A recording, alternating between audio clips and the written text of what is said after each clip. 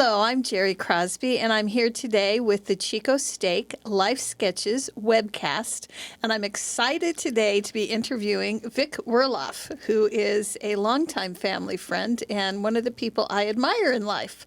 So happy to have you here, Vic. Well, thanks so much for having me. Now, this comes with a caveat. I'm certified in the induction of sleep.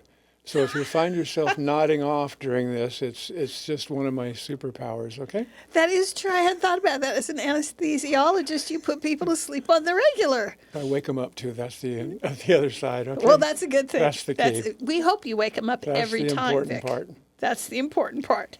So tell us a little bit about where you grew up and what family life was like in the Werlhof household when you were a kid. Oh, thank you. I was born in 1947. My parents were living in government housing in Richmond, California. My father was a student at the University of California, Berkeley. He was studying business administration. And so they were poor but poverty-stricken. And I got my start there. I don't remember anything of it, of course. We moved a couple times, and then we ended up living in Woodland when I was about 4 and went through parochial school there. And just before the 8th grade, we moved to Sacramento, which was a blessing. I started going to public schools, and I very much appreciated that. And my dad was a businessman all his life. We didn't have any excess cash, but in the 3rd grade, he won. He was a Cessna salesman, and he taught flight instruction and did charter flights. And he won the Cessna salesmanship contest for the Western United States, and included a black and white TV. Up till then, all we had was a tube radio for AM radio for our family entertainment. Anyway, I glommed onto the TV, and I watched TV almost every day or part of every day until I was about 20. And at that point, I just kind of outgrew it, and I haven't gone back. Oh, really? So you're not much of a TV watcher now? No. How interesting. Well, I don't know. Well, and you told me that you felt a spiritual connection even at a fairly young age, even though you weren't a member of the church. Yes. You felt like you had some spiritual messaging and that you knew you were going to be a physician. Yes, that was it was an interesting experience. Again, watching television on Sunday afternoons, there was a TV show called Medic, and Richard Boone played Dr. Conrad Steiner. And he would come out and introduce the show, and I'm Conrad Steiner, I'm a doctor of medicine. And I didn't know what it was at the time, but the Spirit just touched my heart. It just such a warm, positive experience. And I felt that I should be a physician at that point. That was in the 8th grade. That's amazing. And anesthesiology is kind of an interesting field to go into. What made you choose that? It's pretty arcane. I understand what you're saying. Anyway, a few months later, and still in the 8th grade, one of my classmates and I were in the same non-LDS Boy Scout troop. And we used to have leadership meetings at his home, and his father was an anesthesiologist in downtown Sacramento. There weren't a lot of them in the country at the time. So, right. So just to know one was kind of exceptional. And he would talk. He was kind of a gruff old guy, but for some reason he kind of took me in and was kind to me. And he would tell me things that they were doing in the operating room and techniques they were using and interesting things that he'd done. And then at the same time, he would mention research anesthetic techniques, none of which ever came to fruition, looking back on it. But anyway, it just sort of seemed fascinating. I said, I'd like to do that. That sounds good to me. And I felt comfortable with the decision. And I saw it through to the rest of my life. Well, it sounds like he was placed in your life with a purpose. You have to think that, don't you? Yeah, that would be a pretty rare pairing. So that's pretty awesome. Yeah. You said in high school you also had a spiritual messaging about your wife. I did. I didn't fully understand it at the time or know what it meant, but too much detail from old people. I was on Freeport Boulevard in the rain one day, and this vision or picture or image of a young woman came to my mind. And I'd never seen her before, and I had no idea what that meant. And then sometime after I met Peggy, I thought about that, and it dawned on me she was the woman in my vision. That's amazing. I don't know that it made a difference, but anyway, I had a picture of my own wife at that point. So And in the vision, did you know this is going to be your wife? I just felt a special affinity to her. It wasn't spelled out for me, and I was kind of spiritually dense. So what do you expect? I think in high school, we're all a little spiritually dense. That's pretty typical. And after high school, where did you end up going to college? Well, I went to Sacramento City College. It was only about a mile and a half from my high school. And I enjoyed that time. And then I transferred as a junior student to University of California, Davis. And I'm sort of slow and dense, and so Heavenly Father put my wife Peggy in my physics lecture, my vertebrate embryology lecture, and also the vertebrate embryology lab. Can I stop you for just a moment? You're dense, and you were in a what kind of lab again? A vertebrae embryology lab? Oh, excuse me. I don't think you're dense. It's invertebrate, or excuse me, it's vertebrate embryology. Vertebrate embryology. Yeah, I can't even say it. You don't have to. It means nothing. So Peggy's in class with you. Yeah, so we kind of stumbled across each other, and I liked her instantly.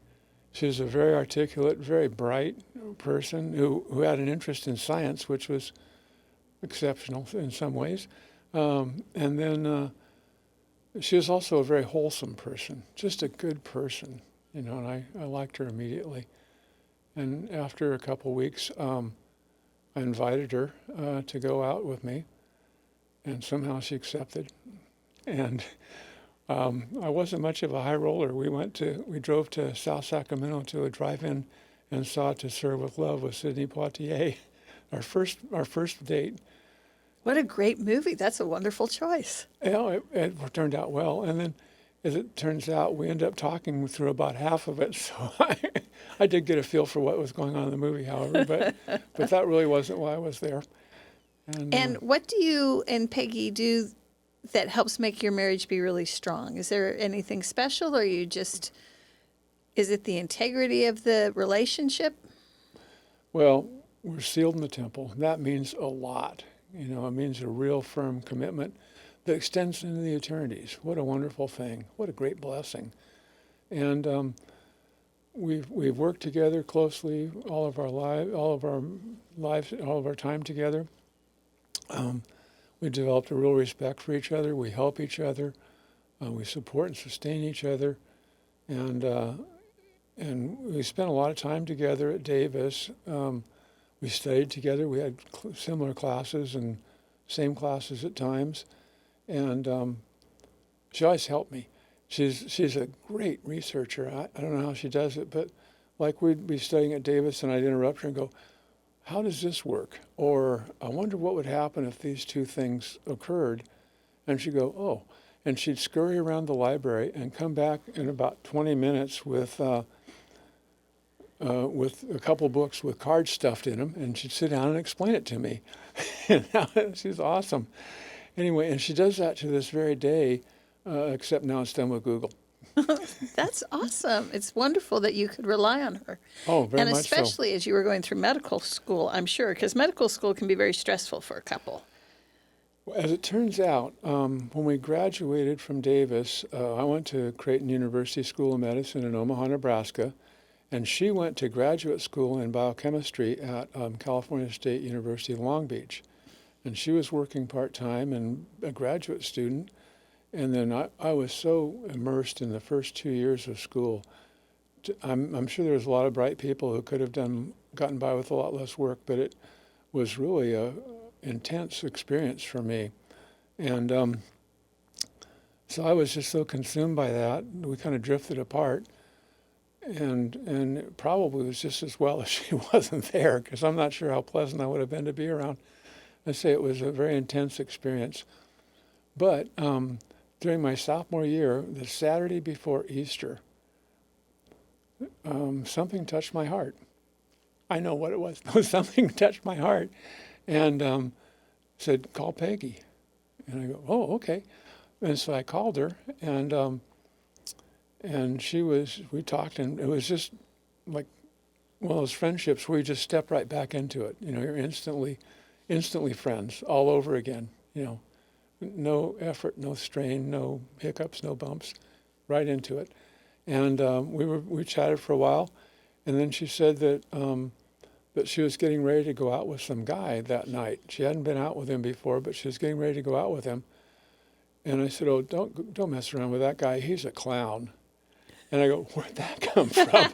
He could have been an attorney or a professor. I didn't know what he was. I had no idea. Well, I said, he's a clown. Leave him alone. And so then we talked more, and she made plans to move back to Omaha.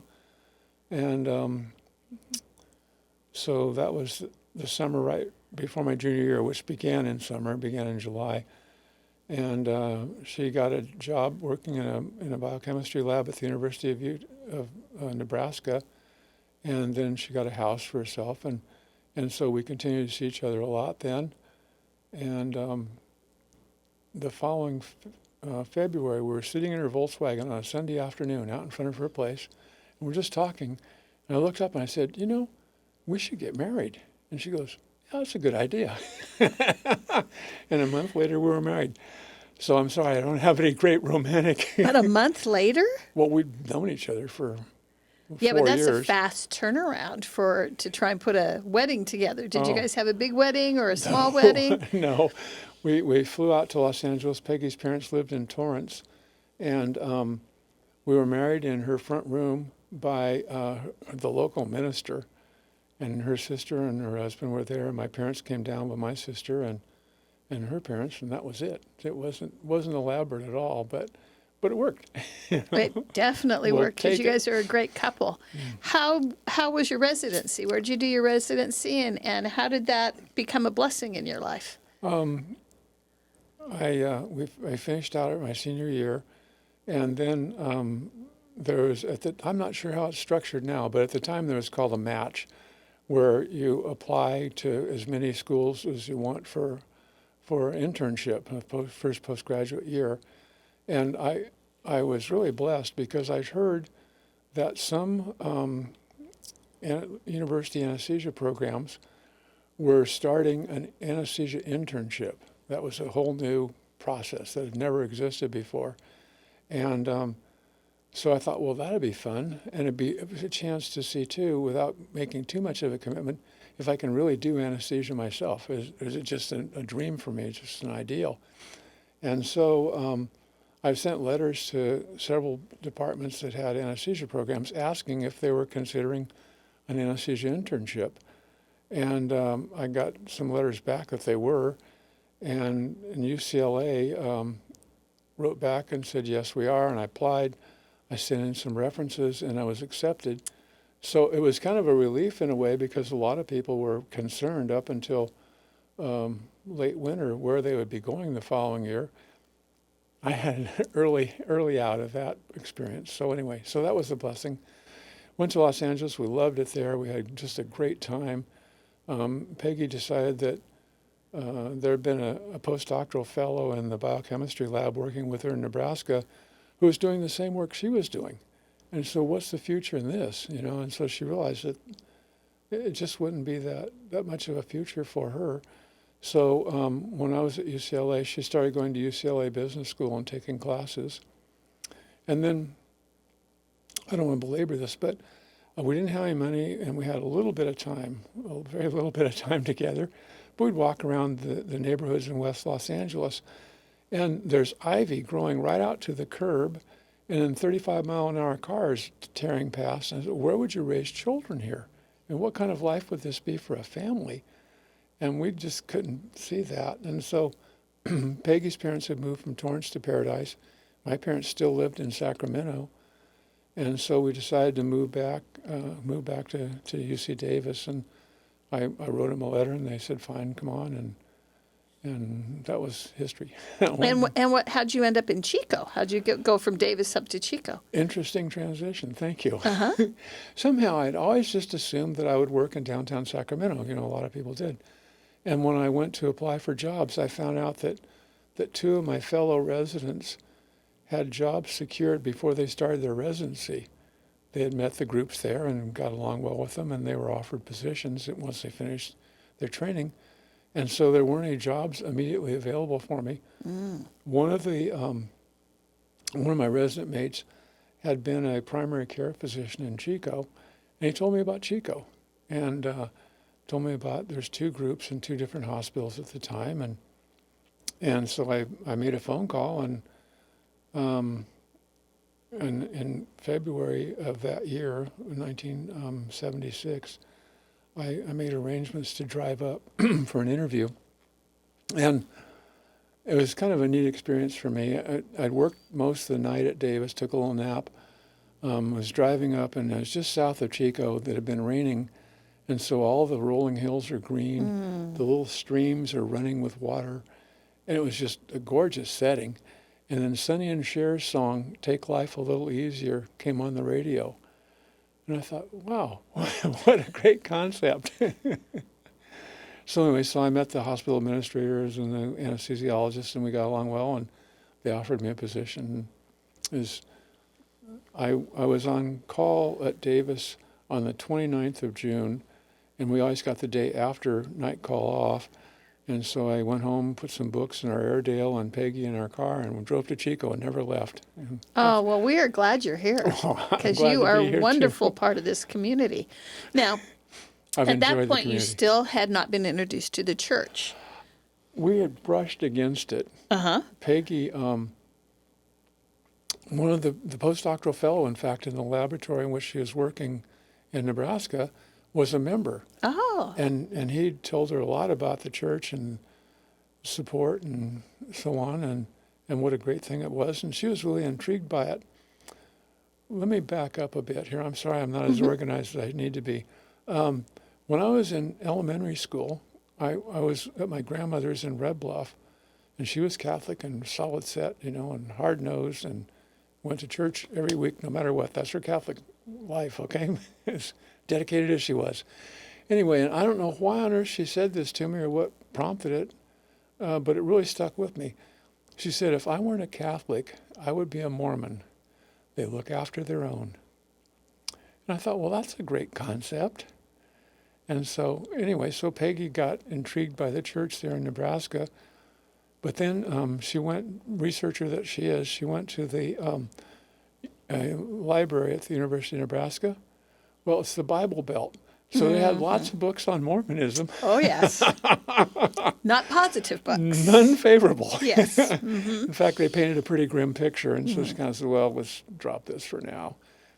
And I looked in Encyclopedia Britannica, which is kind of a precursor to Wikipedia, I guess. But anyway, I looked for Latter-day Saints, and that wasn't a very favorable review either. But that's okay. So we set it aside. But then I was in Chico. We had our first child. And to tell you the truth, I got a little depressed because everything that I'd ever wanted in life had been realized. I wanted a career, I had a career. I wanted a wife, I had a great wife. I wanted a family, we had a child. And I go, well, there's got to be more to life than this. There just has to be more. These things are way too complex to have this be the end. And so we thought, well, maybe a religion would help us. And we wanted a real religion, not some soda pop thing. We wanted something with some meat on its bones. And so we kind of, from afar, looked at all the churches, everyone. And we finally decided that the Church of Jesus Christ of Latter-day Saints may have a place for us. And so Dr. Robert Morgan was a Paradise surgeon, and he came to Chico a couple of times and to do cases, bring patients down for some reason. And so I'd worked with him. I was very impressed with him. A very impressive person, very dignified, and just a great moral person.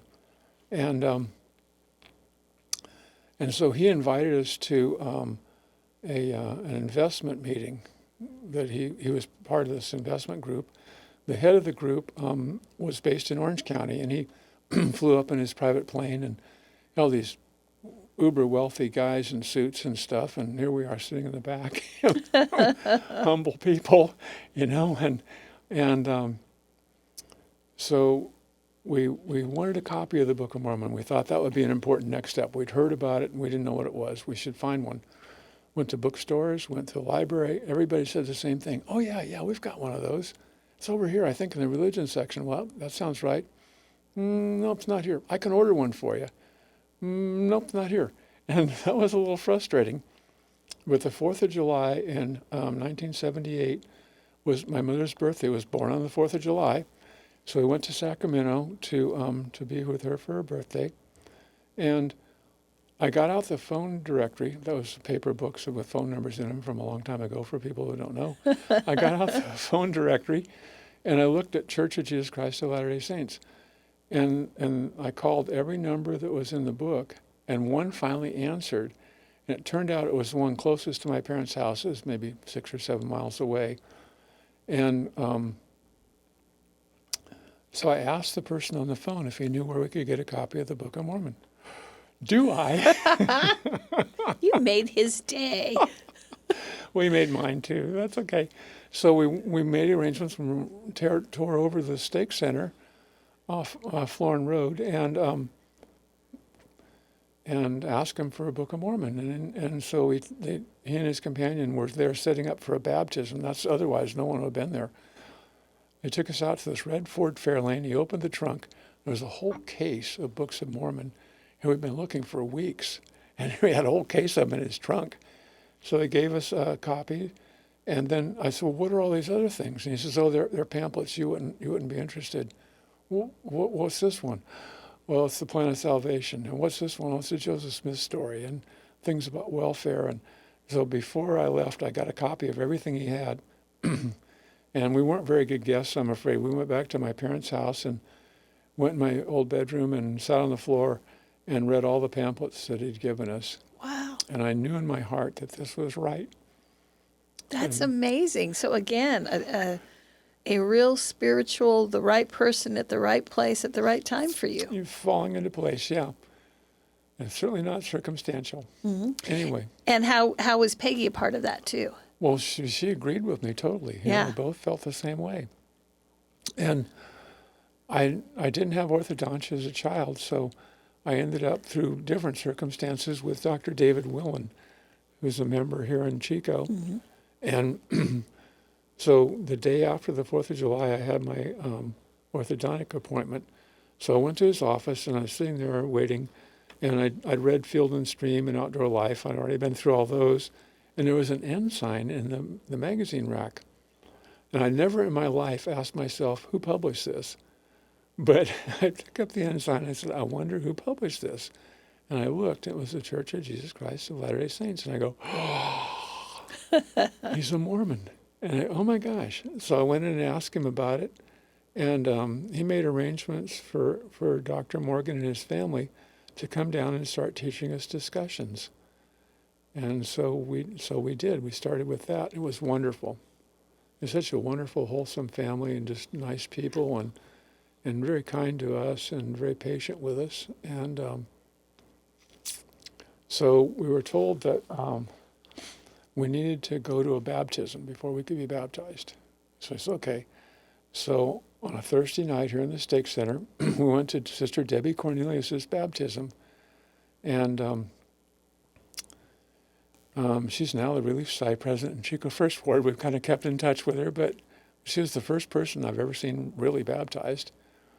And we went to church the following Sunday because I had to go to church to get baptized. And I saw that as kind of an Abrahamic test, a micro-Abrahamic test, okay, a scaled-down Vic version of the Abrahamic test. Dr. Willen took us to church, and we're sitting there, and the sacrament came by. And so I took some. Everybody else was. And so I took the sacrament. And there was a fellow that I knew apart from church who was a member, and he was sitting there, and he just leaped on me the second the meeting was over. He came up, he